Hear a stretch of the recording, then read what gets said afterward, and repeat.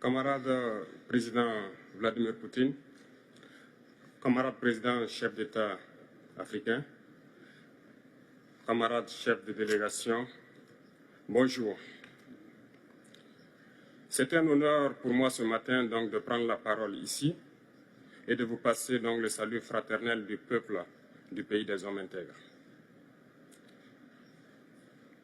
C'est aussi le lieu pour moi, avant tout propos, de rendre grâce à Dieu, Dieu Tout-Puissant qui nous a permis de nous réunir ici ce matin en bonne santé pour parler de l'avenir et du bien-être donc de nos peuples.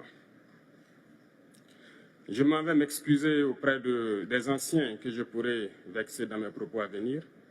Africanité oblige, les droits d'aînesse, je me dois de m'excuser.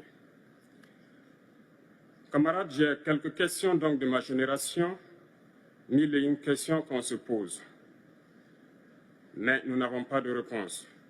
Et il se trouve qu'ici, nous pouvons laver donc notre linge sale parce qu'on se sent en famille. On se sent en famille en ce sens que la Russie est une famille aussi pour l'Afrique. C'est une famille parce que nous avons la même histoire.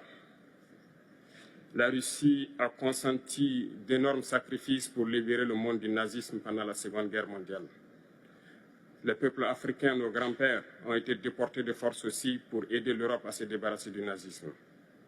Nous partageons la même histoire en ce sens que nous sommes les peuples oubliés du monde, qu'ils soient dans les livres d'histoire, dans les documentaires ou films, on tend donc à balayer le rôle prépondérant qu'a joué la Russie et de l'Afrique dans cette lutte contre le nazisme.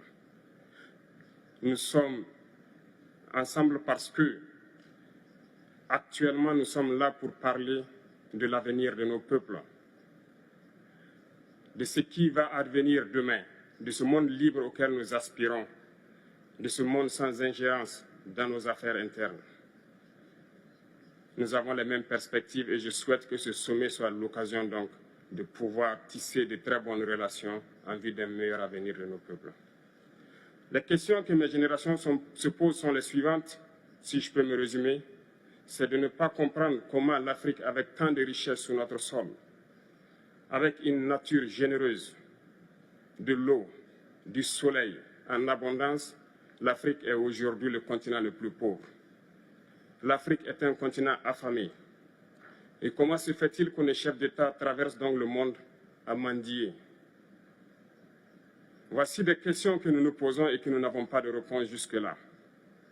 Nous avons l'occasion de tisser de nouvelles relations.